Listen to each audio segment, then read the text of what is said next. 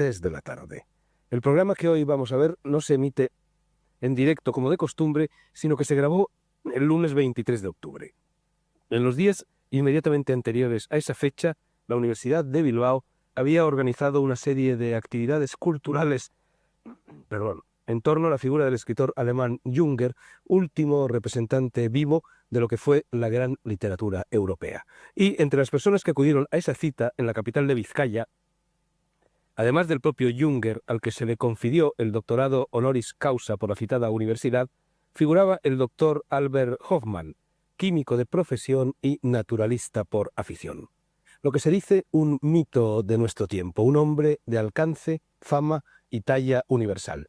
Por muchas cosas, pero sobre todo porque el doctor Hoffmann sintetizó allá por los años 30 en los laboratorios Sandoz de Basilea la diatilamida del ácido lisérgico, descubrió lo que hoy conocemos con el nombre de LSD y provocó uno de los mayores fenómenos o cataclismos, según se mide, culturales y contraculturales de la historia universal. No podíamos desaprovechar la oportunidad de traer al mundo por montera a este nuevo Pitágoras, a este octavo sabio de Grecia, y de ahí que hayamos renunciado, otra solución no era posible a lo que en la jerga televisiva se llama el Juan. Tiene en estos momentos 84 verdes años entre pecho y espalda y, como van a comprobar enseguida, está hecho una rosa. Es suizo de habla alemana y en alemán. Vamos a entendernos con él gracias a los servicios de traducción simultánea. Y fue Antonio Escotado, autor de esta historia de las drogas en 3 volúmenes recién aparecidos y tertuliano habitual en el mundo por montera, quien consiguió traer a Hoffmann a este programa. De modo que es justo que sea también Escotado quien nos lo presente, aunque sea por poderes.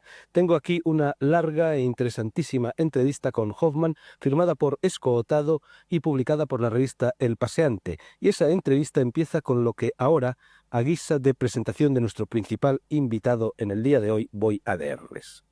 En el otoño de 1977, una muchedumbre llenaba el aula magna de la Universidad de California en Santa Cruz y sus inmediaciones, con el rostro pegado a las ventanas o el oído atento a los altavoces que difundían las ponencias de distintas celebridades en un simposio internacional. Un hombre de mediana edad, aparentemente sencillo traje gris y corbata, se abrió paso con dificultad hacia la mesa, donde distintos micrófonos florecían como ramas de un arbusto metálico. Cuando las ovaciones se serenaron, el llamado padre de la era psicodélica desplegó unas cuartillas y empezó diciendo: «Temo decepcionarles, quizá esperaban a un gurú. En vez de eso se les presenta un químico». Y, en efecto, el químico ha acabado sugiriendo, este químico, un concepto del mundo, la metáfora del transmisor-receptor, seguramente hablaremos de ella en el curso del programa, que pronto aparecerá en castellano bajo forma de libro. Hoffmann nació en el cantón suizo de Aargau en 1906, en el seno de una familia humilde que quedó desamparada por la muerte prematura del padre. Pasó su adolescencia en el banco de taller de una fábrica como primogénito responsable de los suyos, pero le fascinaba la investigación científica y cursó simultáneamente estudios de química en Zúrich, que terminó en un tiempo récord y con premio extraordinario, culminando esa carrera con una tesis doctoral que hizo época, al describir por primera vez la hasta entonces enigmática estructura de la quitina.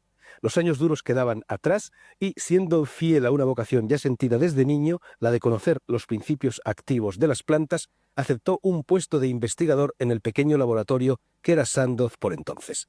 Allí permaneció hasta su jubilación, con hallazgos que contribuyeron notablemente a hacer de esa empresa un gigante farmacológico mundial. Fruto de esos años fueron descubrimientos que Hoffmann llama comerciales, tranquilizantes y analgésicos, alternados con otros que le permitirían desarrollar fármacos todavía insustituibles en obstetricia y neurología. Investigaba el misterioso hongo llamado cornezuelo o ergot cuando topó con la dietilamida del ácido lisérgico, o LSD, un derivado semisintético que absorbió inadvertidamente. Iba en bicicleta. Y aparte iba en bicicleta después de haberlo absorbido inadvertidamente y le sucedieron cosas muy curiosas. Es un viaje en bicicleta célebre, quizá, el más célebre de los viajes en bicicleta. Decía, mejor dicho, Escotado, que este derivado semisintético fue descubierto por Hoffmann y a partir de entonces no solo su vida, sino la de innumerables otros experimentó una profunda modificación. Junger y Aldous Huxley, también la CIA y la psiquiatría institucional se apasionaron con el producto, unos creyendo que contribuía a ensanchar la cordura y otros que permitía desatar a voluntad la demencia. En cualquier caso, nadie discutió que esa sustancia y varias más de su especie, descubiertas por él durante los años 50, eran el hallazgo psicofarmacológico más importante del siglo. Doctor honoris causa en Harvard, Zúrich, Estocolmo y Berlín, a mediados de la década siguiente fue invitado por la Academia Sueca a pronunciar el ciclo de conferencias previas al otorgamiento de su galardón, que quedaría indefinidamente pospuesto cuando el conjunto de prometedores hallazgos se convirtió de la noche a la mañana en amenaza mortal para el orden establecido. Instado por el Pentágono a que colaborase en sus proyectos de armas químicas y por la inteligencia contracultural a hacer precisamente lo contrario, todo ello a partir de las mismas sustancias, comenzó para él, para Hoffman, una época de perplejidad solo apaciguada con la distancia crítica que otorga el paso del tiempo. Hasta aquí un poco larga, pero creo que era necesaria la presentación de Albert Hoffman. Aquí lo tenemos. Bienvenido, doctor Hoffman, a este programa. Gracias por ponerte el mundo por montera con nosotros. Aquí lo tenemos, decía, sentado en mi trono de moderador del programa. Se lo he cedido porque va a ser el epicentro de este programa y también y sobre todo por cortesía hacia un maestro que viene de fuera. Tenemos también a varios de nuestros contertulios habituales, que no fijos son, no vamos a presentarlos por enésima vez, el escritor y cabalista Mario Satz, el biólogo y otras muchas cosas André Malví, el también escritor y taoísta Luis Racionero, el filósofo Fernando Savater y también escritor, como no, y el filósofo y también escritor, todos escribos aquí hasta los químicos, Antonio Escotado, que ya ha salido a relucir. A salirnos del carril. ¿Será esto una tertulia? Sí, pero una tertulia enfocada, polarizada hacia el doctor Hoffman. Una tertulia a mitad de camino entre la charla y la entrevista con contraste de pareceres. Los contertulios del mundo por montera se convierten hoy en alguaciles alguacilados y en vez de dar opiniones, aunque también las darán, van a provocarlas. O sea, vamos a entrevistar conjuntamente a nuestro invitado, pero de modo tal que sus preguntas y las respuestas de Hoffman puedan dar pie a otras intervenciones de las personas presentes en el estudio. Yo creo que es Antonio Escotado la persona más indicada para disparar la primera salva de este interrogatorio, de este tercer grado indagador y amistoso, pero antes debería de tomar la palabra el doctor Hoffman para decirnos en qué consiste el camino de Eleusis o el camino a Eleusis, título de este volumen escrito a la limón con el etnomicólogo Gordon Wasson y con el helenista Rook Rack. Doctor Hoffman, ese camino a Eleusis, ese camino de Eleusis, ¿hacia dónde conduce? ¿Cómo se sigue? ¿Cuál es su meta?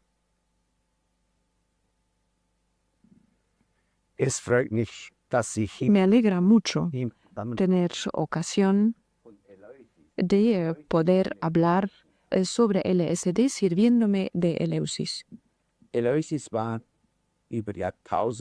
A lo largo de milenios, Eleusis ha sido el centro espiritual más importante de la antigüedad griega.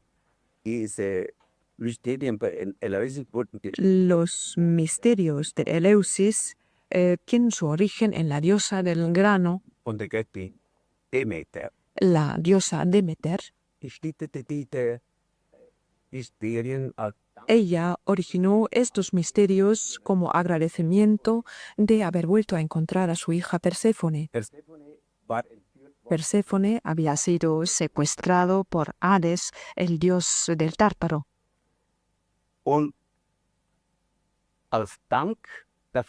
Y como muestra de agradecimiento, la diosa del grano regaló a la humanidad los cereales, así como los misterios de Eleusis. En estos misterios se enseñaron una serie de reflexiones sobre la vida y la muerte del hombre. Se sirvieron del ejemplo del mismo grano del centeno. El grano del centeno es plantado en la tierra, muere allí para dar pie a nueva vida.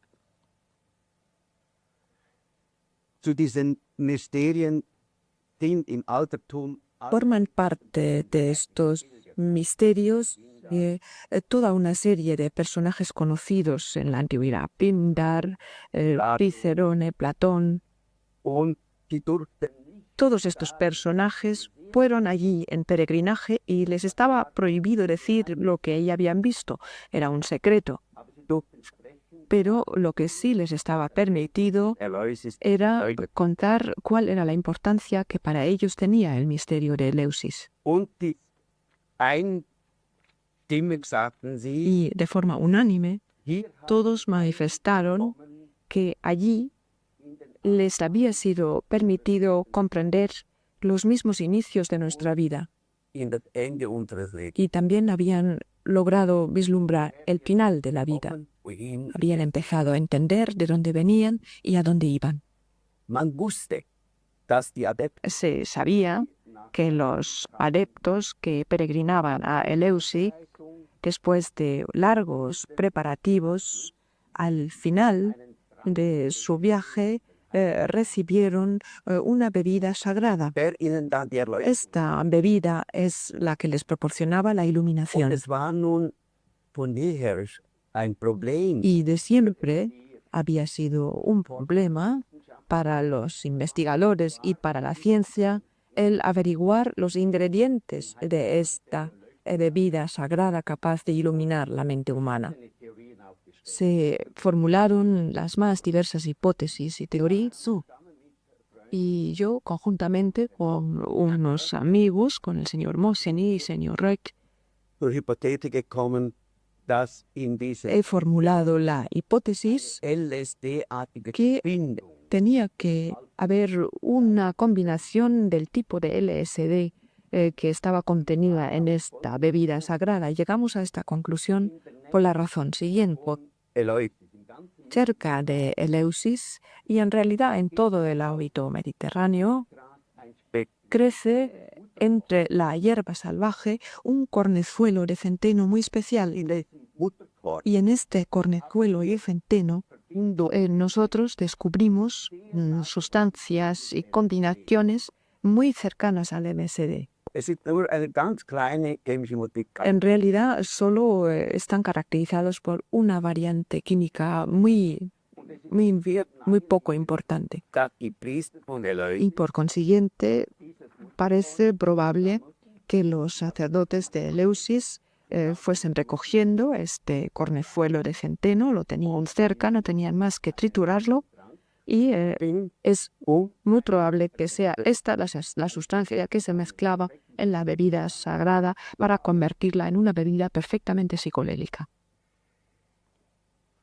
So ist es also naheliegend, auch weil die Demeter war die Göttin des Korns. Por otra parte, hemos dicho que la diosa Demeter era la diosa del grano, y esta es una razón de más Das aktive Prinzip por la que el principio activo de Eleusis posiblemente proceda del grano. und bis jetzt hat die von der Wissenschaft Hasta ahora, niemand por parte del mundo de la ciencia, todavía no ha habido ninguna voz de oposición en contra de esta teoría. es scheint, dass Parece ser, por consiguiente, que esta hipótesis es más que probable. Antonio, ecce homo, pero antes de formularle la primera pregunta me gustaría tú, que fuiste el primero de todos nosotros que lo conoció y que además lo has visitado en su casa, en la cumbre de una montaña suiza, de una colina suiza que linda ya con Francia, que evocaras un poco cómo es Albert Hoffmann, cómo lo conociste, cómo vive. Bueno, yo leí el libro LSD Mein Sorgenkind, que aquí se ha traducido por testimonio de su descubridor, pero que se debía traducir por mi problemática criatura. LSD, mi problemática criatura. Y bueno, él era un hombre mitológico para todos nosotros desde los años 60 o así, pero al leer el libro saqué en clara conclusión que además de ser un químico, era un humanista, era un poeta, era un visionario. Entonces él le escribió. Tuvo la cortesía de contestarme.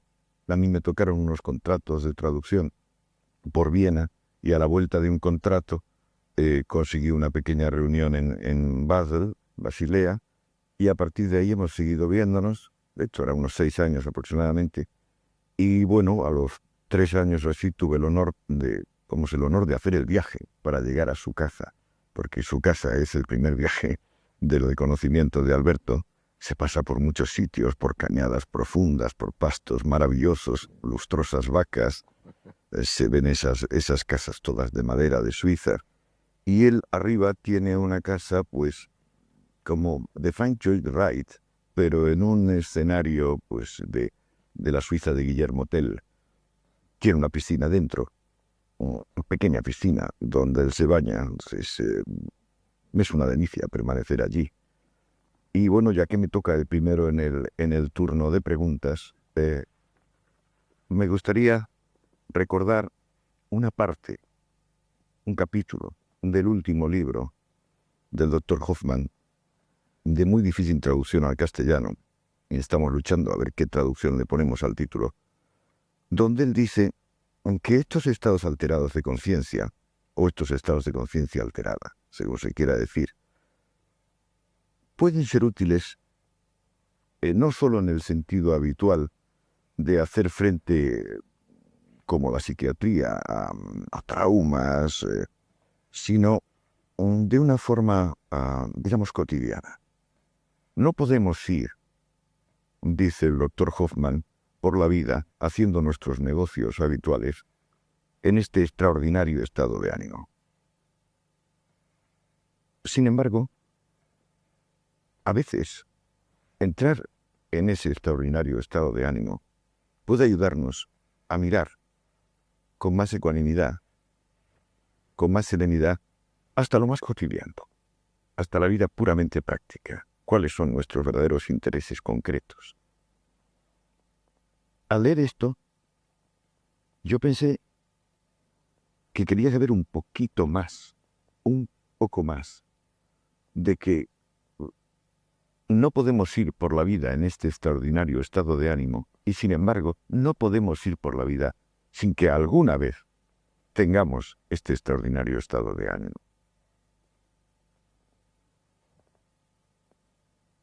¿Me comprende? Ja, Krieger. Sí, naturalmente. Also ich glaube, war Bueno, yo creo unter dem que Einfluss von lo que se percibe bajo la influencia de LSD es lo que en otros términos, sobre todo en terminología religiosa, se ha calificado como iluminación. Se trata de una vivencia del mundo und des eigenen Selbst y también del propio yo que difiere de la conciencia cotidiana en el sentido de que la barrera entre el yo y el tú, entre el yo y el entorno, que esta barrera desaparece, poco más o menos.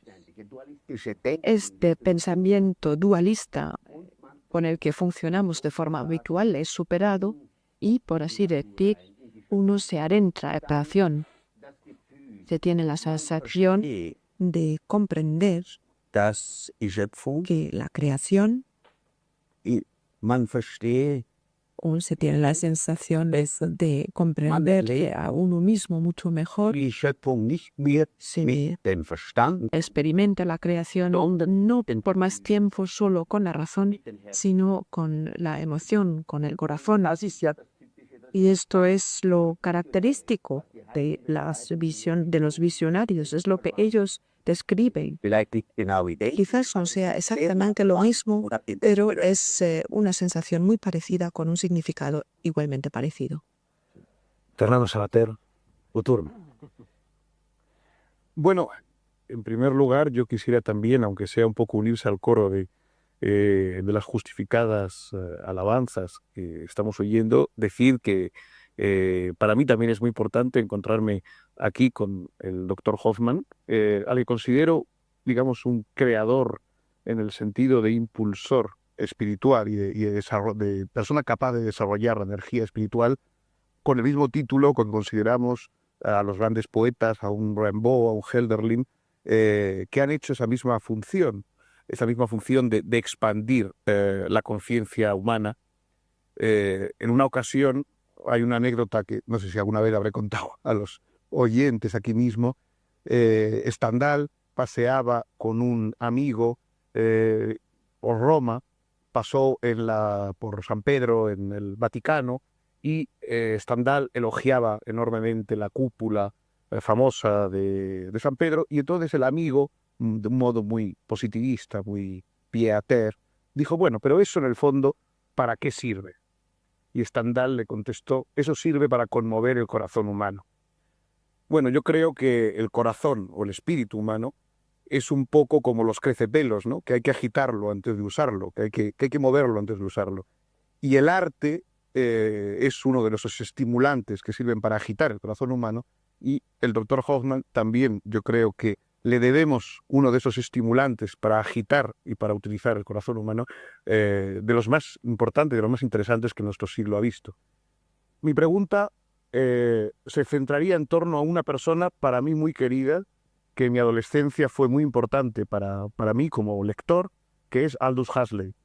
El doctor Hoffman conoció bien a Huxley, incluso tuvo, en fin, fue la persona que le proporcionó y que le introdujo, digamos, en el tema de la apertura de las puertas de percepción, a lo cual Huxley dedicó tantas páginas importantes, y creo que finalmente incluso le asistió en el momento de su muerte, al final, como Huxley quería.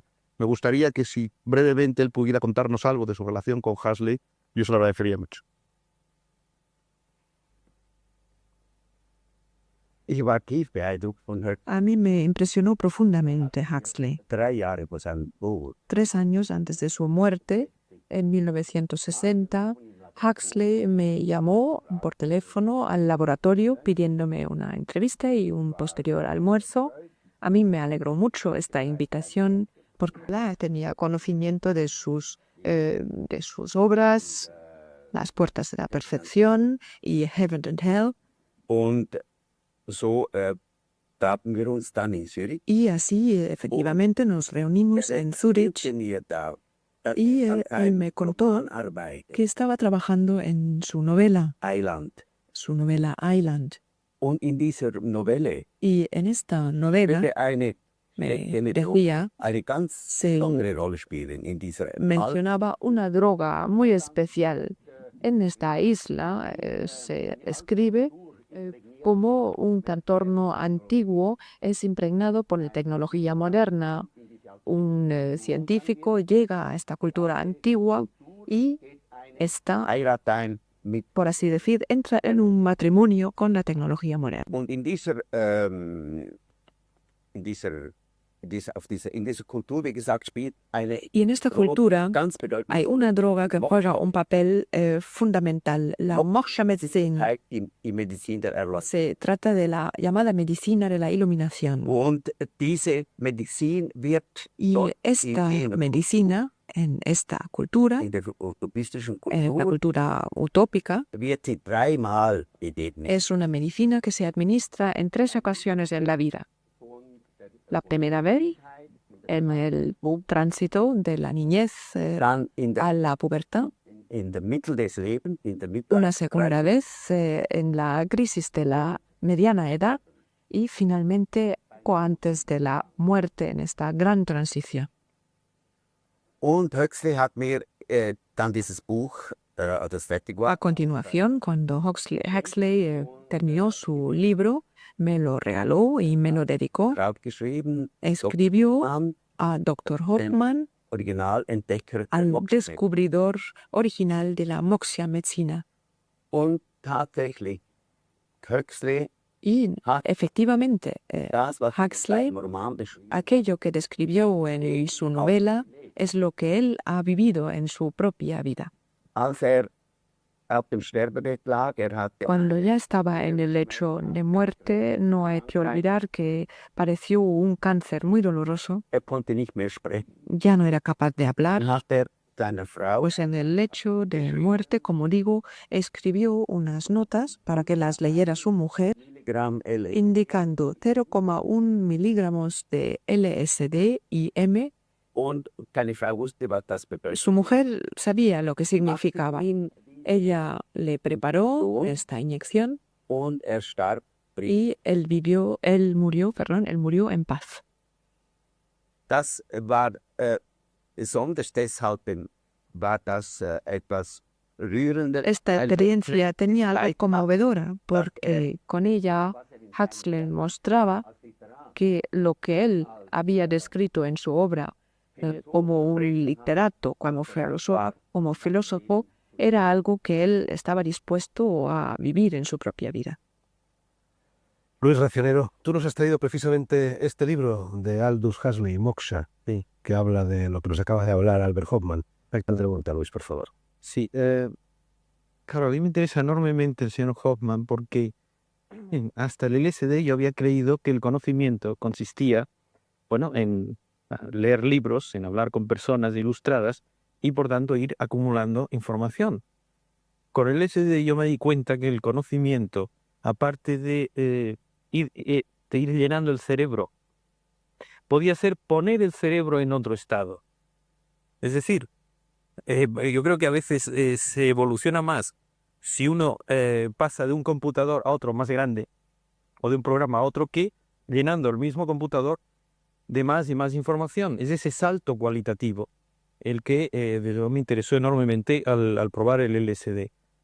Es decir, el cerebro se convierte en otra cosa, funciona de otra manera, parece que tiene muchísimas más conexiones neuronales. Y yo le quería preguntar si él pudiera explicar de una manera accesible al público en general, pues qué pasa químicamente o neurofisiológicamente en el cerebro cuando uno toma sustancias de este tipo. ¿Cuál es el mecanismo que hace que el cerebro se transforme en otra cosa, llegue a otro estado de funcionamiento?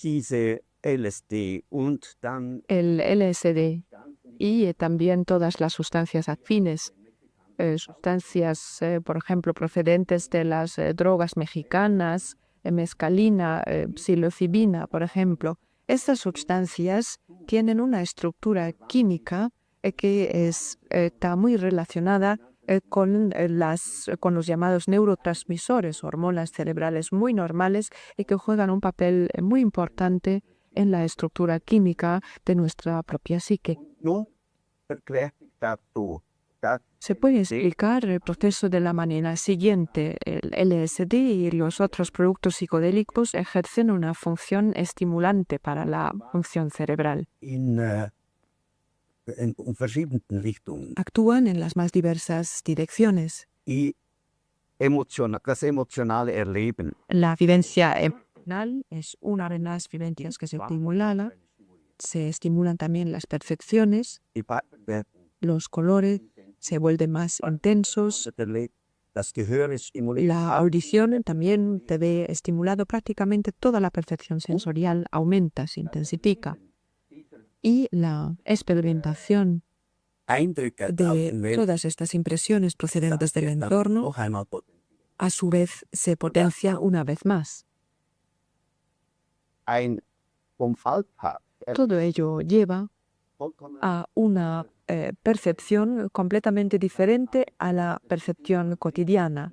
Como ya he dicho, se tiene la sensación de entrar en un nivel de realidad que hasta ahora solo se podía percibir desde el exterior. Ahora se vivencia desde el interior. beantwortet. Pero para contestar a la pregunta, la explicación de por qué se producen estos efectos a través de estas sustancias, pues se explica por su afinidad con las sustancias y hormonas cerebrales, con sustancias que están presentes en el cerebro. De no existir esta afinidad, sería muy difícil comprender por qué afectan hasta este punto la estructura química de nuestra psique. Sí.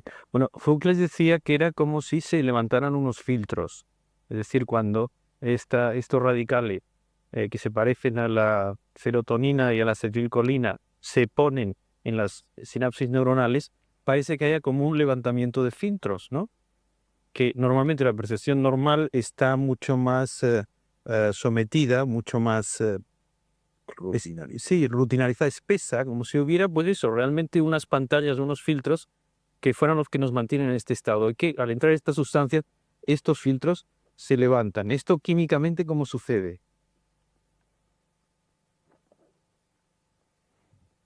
Ich glaube, das kann ewig nicht erklären. Bueno, creo que nada se puede explicar desde un punto de vista químico. Aquí estamos más que ante una metáfora. Además, Huxley utilizó otra metáfora. Él dijo, normalmente nuestras sensaciones y nuestro entorno tiene que ser filtrado.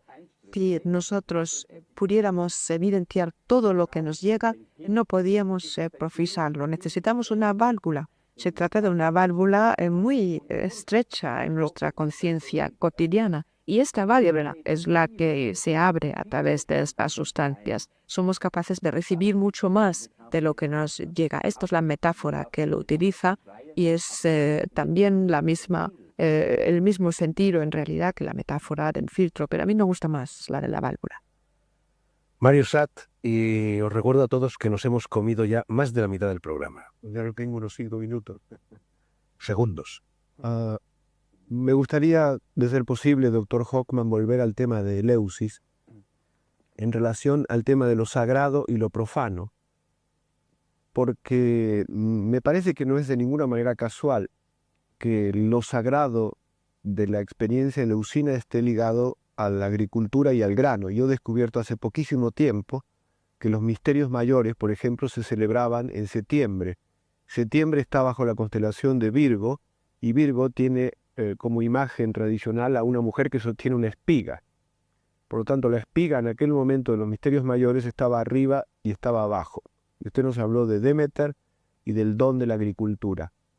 Si aquella era una experiencia sagrada, y hipotéticamente está ligada con el suelo del centeno, y estamos en un momento en que se plantea el problema de la legalización o no legalización de las drogas, de otras, inclusive de esta misma droga, me preocupa saber por qué en ese siglo clásico, supongo que fue la época de Pericles, se planteó el problema de censurar a un grupo privado de personas que había, no sé si usted recuerda en el libro, celebrado el mayor de los misterios privadamente, como si aquello maravilloso que veían los peregrinos a Eleusis solo pudiera ser sagrado en la medida que fuera colectivo, ritual, trascendente y no individual y en cierto modo profano. Es que la experiencia capital que provocan las drogas tiene que estar ligada a lo sagrado. Es necesario.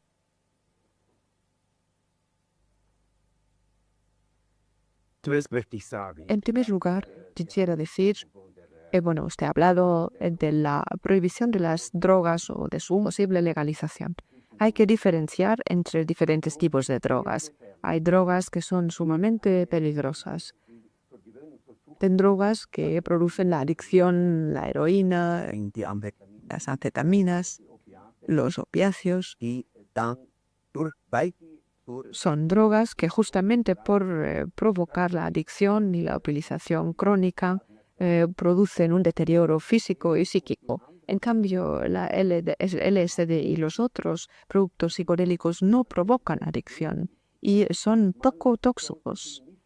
No hay que clasificarlas realmente como drogas. Aldous Huxley ha dicho que estas sustancias nunca deben denominarlas como drogas para no incluirlas en este conjunto de sustancias problemáticas. Con ello no quiero decir que estas drogas carezcan de peligro. Esta es la razón por la que en Eleusis se presentan en un marco restringido. Esta es la razón por la que los indios, por ejemplo, que siguen utilizando estas drogas en la actualidad, lo hacen a modo de planta sagrada solo destinada al culto religioso, porque cuando no se está preparado para lo que a uno le sucede bajo la influencia de estas sustancias, pues uno no es capaz de superar esta experiencia desde un punto de vista psicológico. Para el no iniciado, la vivencia que se produce es tan abrumadora.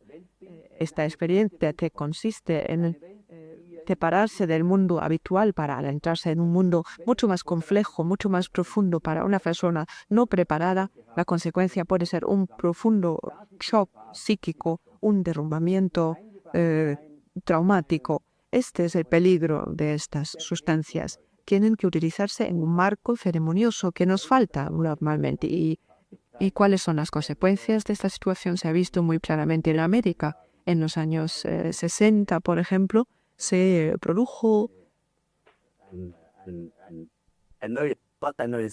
casi una nueva era, al menos era lo que se creía en aquella época, en la época de los hippies, pero se ha mostrado que se había obrado sin cautela. Estas sustancias se habían ofrecido como bienes de consumo para un consumo masivo, sin tener en cuenta la necesaria cautela, el necesario cuidado que ya se conocía en la antigüedad y una cautela que también respetan los indios. En aquella época, en los años 60, se vendía LSD por la calle sin respeto alguno, y esta fue la razón por la que se produjo la catástrofe. La revolución psicodélica terminó en América. en el sentido de que estas sustancias que antes en los Estados Unidos eran productos libre de venta libre para su utilización en medicina y también para el consumo privado, a raíz de estos acontecimientos de los años 60 se pasaron a prohibir. Adquirieron una fama todavía más negativa que los opiáceos. Sin embargo, los médicos que tienen estas sustancias en su posesión hasta hoy no pueden utilizarlos, a diferencia de los opiáceos que sí pueden utilizar. Y quizás aquí habría que intentar provocar un cambio. Deberían ser productos accesibles para la psiquiatría y la investigación médica. Por así decir, hoy en día los psiquiatras se han convertido en los gurús y los sumos sanpelotes de nuestra sociedad. Y si tomamos el ejemplo de los indios, estas sustancias están en mano del curandero, del sacerdote de la tribu. Es el único que debe utilizarlos, porque es el que sabe y sabe cómo administrar tal. Bien, en nuestra sociedad, para seguir con el paralelismo, el sumo sacerdote sería el psiquiatra. Y por esto, en una primera fase, me parece conveniente que estas sustancias se separaran entre las otras drogas que provocan adicción y se deberían devolver a los psiquiatras. Me parece que debería ser un primer paso. André, Doctor Hoffmann, aquí se han levantado muchas liebres. Yo tengo unas cuantas interrogantes muy diferentes de los que tenía al empezar esta rueda de tertulia. La primera de todo tiene que ver con el concepto de iluminación. Aquí se parece confundir la luz que viene de dentro con la que viene de fuera. El más extraño de este tema es que tenemos una glándula que se llama la epífisis, que fabrica una sustancia, la 5-hidroxitritamina, la serotonina, la cual acaba de mencionar Racionero, que tiene una estructura muy parecida al LSD. Tiene en común con el LSD, con la psilocibina y con un montón de psicotropos, una parte de su estructura molecular que es el angiandol. Pero de manera extraña, el exceso de serotonina en el cuerpo humano viene totalmente contrarrestado por la toma del LSD. Primero. Segundo, se ha llegado a bautizar a la serotonina o la 5-hidroxitritamina como la hormona del estrés, o esta angustia de imposibilidad que nace del enfrentamiento con el mundo que nos rodea. El LSD en este momento permite de ya no estar angustiado y a lo mejor solo ser presente, que es la primera cosa importante lo que quiero preguntar. La segunda es que detrás de todas las preguntas que has sido hechas y de todas las que se podrían hacer, hay la pregunta fundamental. ¿Existe una sustancia que sería la puerta de la muerte? ¿Sería posible de entender antes de morirse lo que esto implica? Puede ser de que todas esas iniciaciones antiguas que implican, cada una de ellas y todas a la vez, el paso por la pequeña muerte, algo que ver con la movilización de unas sustancias que el cuerpo humano es capaz de producir. Sería posible de que todas las síntesis que se puedan hacer sean solo símiles, reproducciones o intento de parecido con algo que podemos nosotros hacer.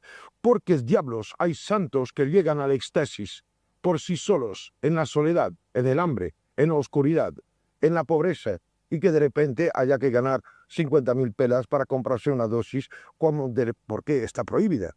Y de otra parte hay algo más que me molesta bastante. Es que se está planteando como si hubiera conciencia de primera y conciencia de segunda.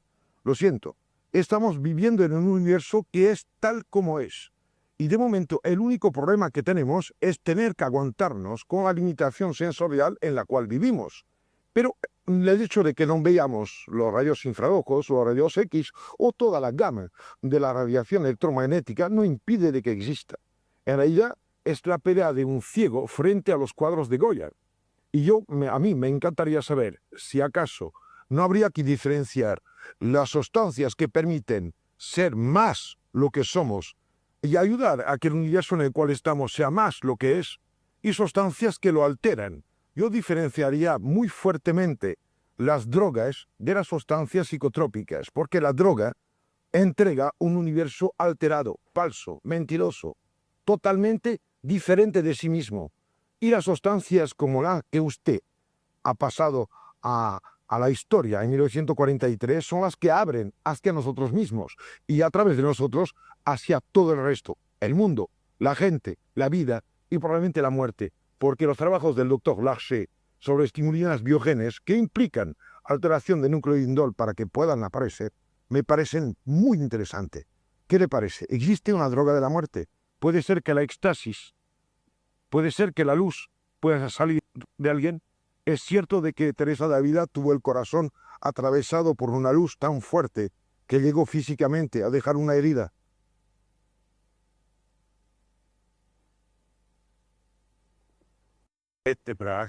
Bueno, en cuanto a la última pregunta de la Santa Teresa de Ávila, se trata de una pregunta a la que no puedo contestar, pero todas estas preguntas me llevan una vez más a Eleusis. En Eleusis se transmitió un conocimiento sobre la vida y la muerte.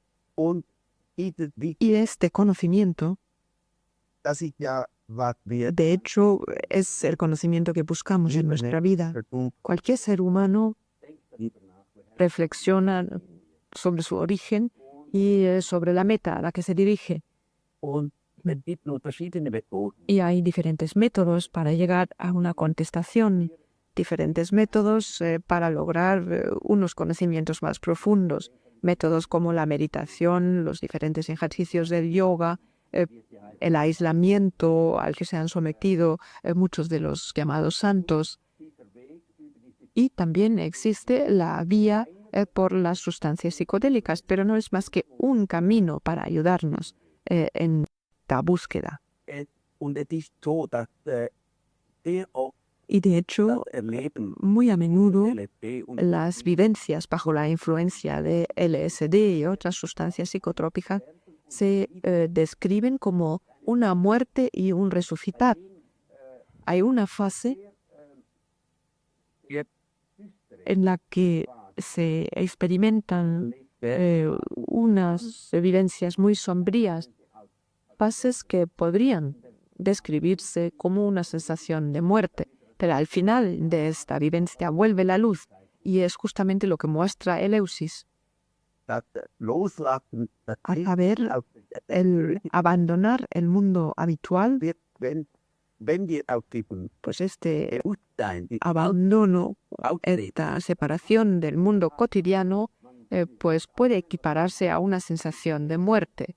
Se abandona lo que uno conoce como el mundo, este mundo cambia y durante un momento se tiene la sensación de estar perdido, pero a continuación uno entra en un nuevo nivel de conciencia con la sensación de haber integrado la conciencia cotidiana dentro de esta nueva conciencia. Se experimenta una nueva dimensión y una nueva conciencia de la realidad. Mira, la mejor manera de morir es la de dejar de vivir, evidentemente. Sin embargo, el hecho de poder experimentar, mientras el cuerpo vive, la muerte, como el acabar una cierta trayectoria, pero solo implicando la mente, la capacidad que tenemos de ser consciente de nosotros mismos y de lo que nos rodea.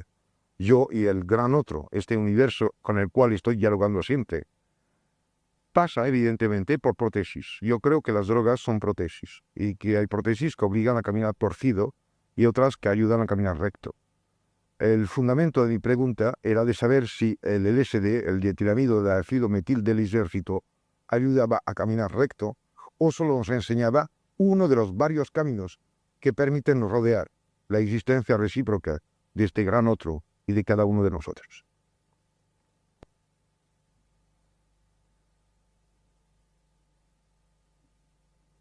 Für mich war das LSD-Medis vor allem Para mí, la vivencia de del LSD ha sido un abrir de mis propios ojos.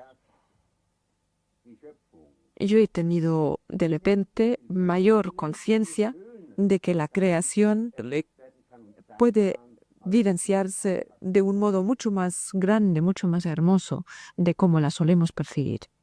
man lebt in einem rauschartigen Zustand, in einer unerhörten Es un estado de estimulación y de un verdadero éxtasis, pero hay que volver. No se puede permanecer en este estado extático, estimulado. No podemos vivir nuestra vida normal en este estado. Para hablar en palabras de Huxley, tenemos que volver a cerrar las válvulas, tenemos que volver a afrontar nuestros problemas cotidianos. man weiß, Pero es importante saber que detrás de la barrera de nuestra vida cotidiana se oculta un mundo mucho más amplio, mucho más profundo y divino. Una pregunta sin respuesta necesaria. Muy breve. ¿Quién murió cuando usted nació y quién nacerá con su muerte? No se contesta esto y dejo la palabra.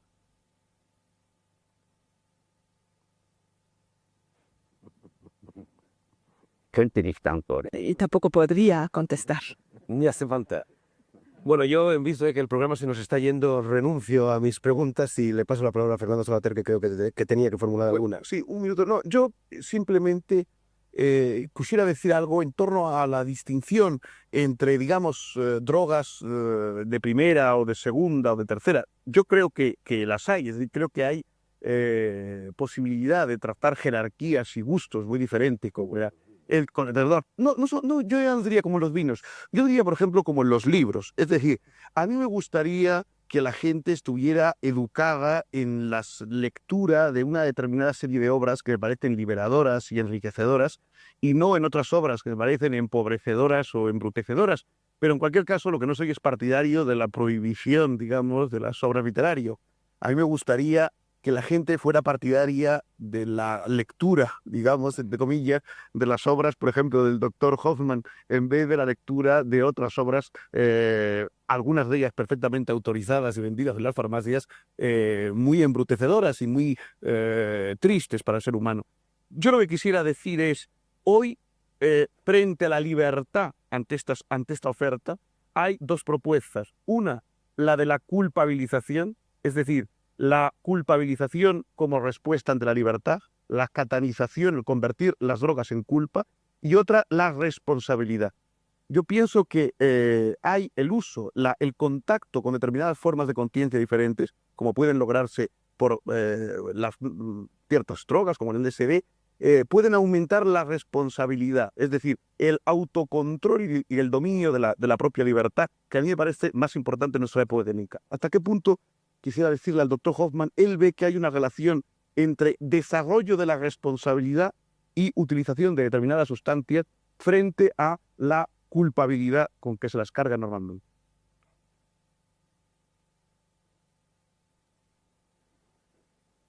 Ich glaube, es ist sehr wichtig, dass man Muy importante bewusst ist.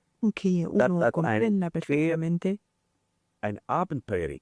que la utilización de las drogas es una aventura, porque la entrada en otros niveles de conciencia, ya sea a través de la meditación o productos psicodélicos como el LSD, siempre implica un atrevimiento. Aber die Kinder sollte Pero creo in der Verantwortung der que Einzelnen deberíamos dejarlo a la libre responsabilidad del individuo. Él debe ser quien decide cuál es la vía que quiere utilizar para lograr una mayor comprensión de los grandes misterios de nuestra existencia.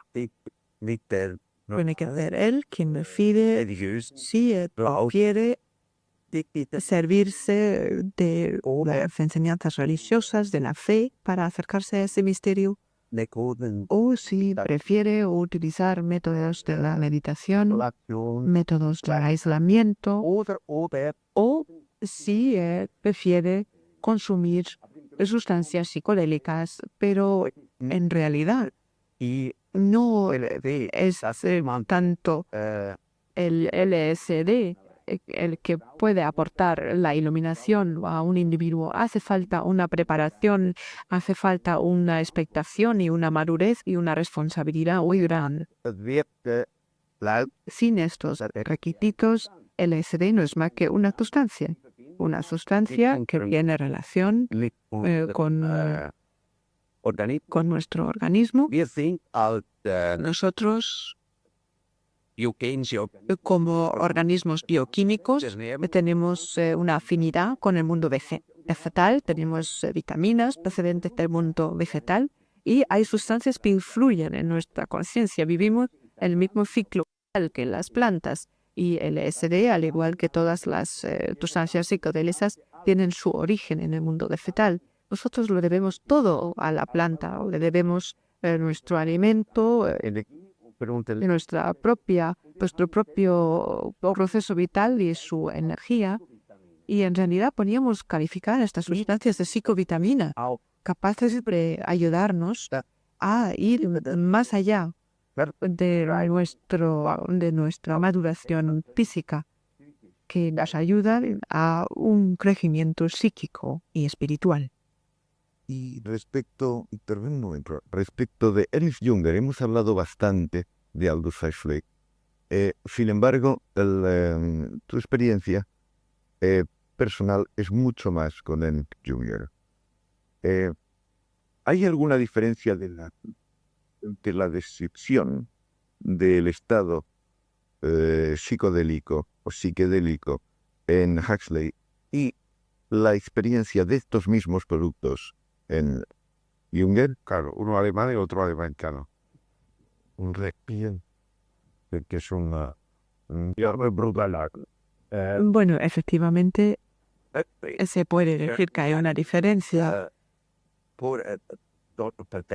En su obra Las puertas de la perfección, Huxley escribe que estas sustancias psicodélicas deben sustituir el alcohol y la nicotina en nuestra sociedad, es decir, las propaga como bienes de consumo masivo.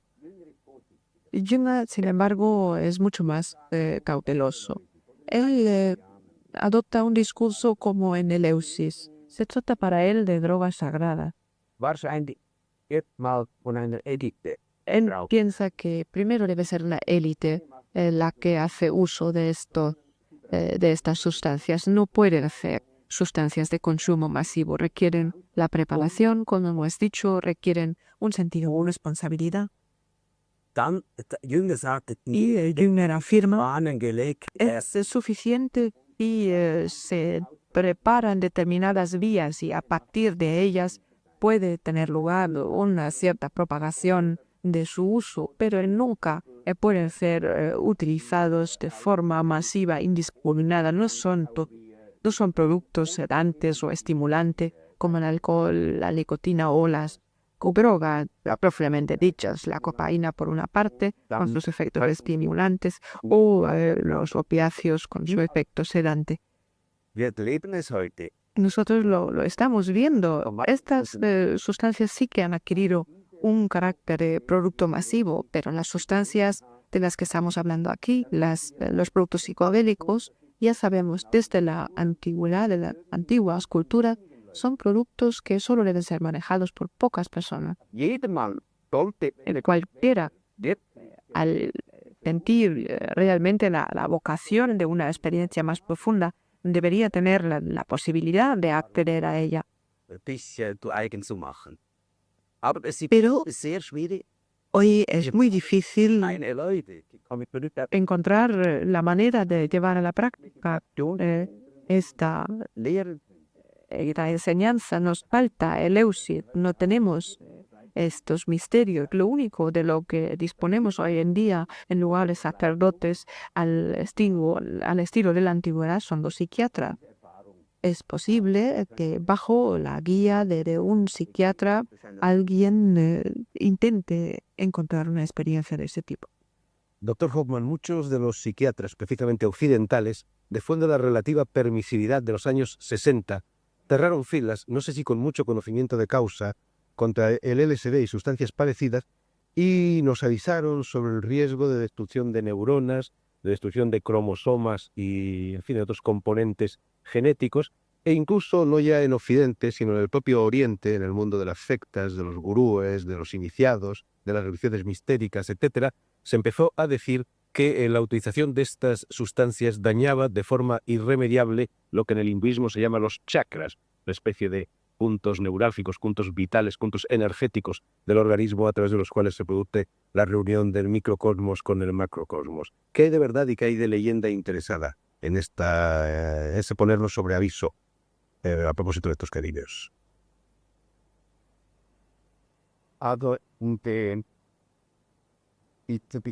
Bueno, estas publicaciones indicando de que LSD trastorna la masa del globo terráqueo y por ello influye negativamente en los cromosomas, pues es una afirmación errónea como se ha mostrado científicamente. No se han podido demostrar secuelas físicas.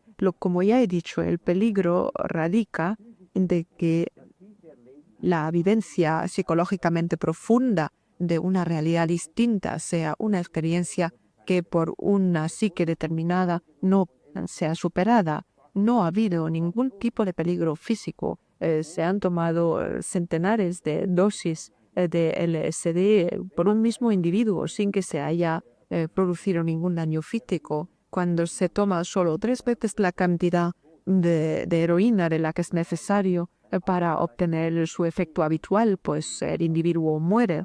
Si bebo 10 veces más alcohol del que me hace falta para producir el efecto deseado, también muero. Sin embargo, de LSD se ha llegado a tomar 100 veces la cantidad necesaria sin que se produzca ningún daño físico. Lo que sí ha ocurrido es que se han producido muertes como consecuencia del estado profundo de confusión de la conciencia que se produce en un individuo no preparado.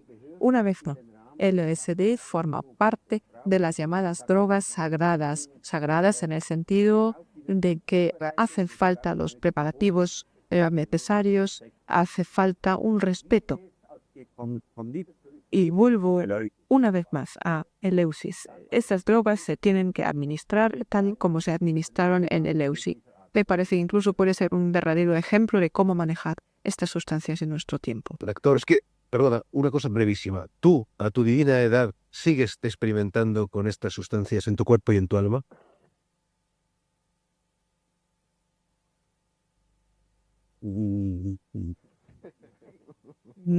Ich glaube, dass was mit LSD geben konnte, die einzige Todo lo que LSD me ha podido dar, ya me lo ha dado y ahora intento vivir de acuerdo con estas ideas. hat mir die Augen LSD me ha abierto los ojos, Einblicken bekommen. he sido capaz de comprender y ahora intento Augen mantener mis ojos abiertos sin LSD, mantener la conciencia abierta sin LSD, seguir comprendiendo el milagro de la vida, del milagro y misterio del ser y del devenir.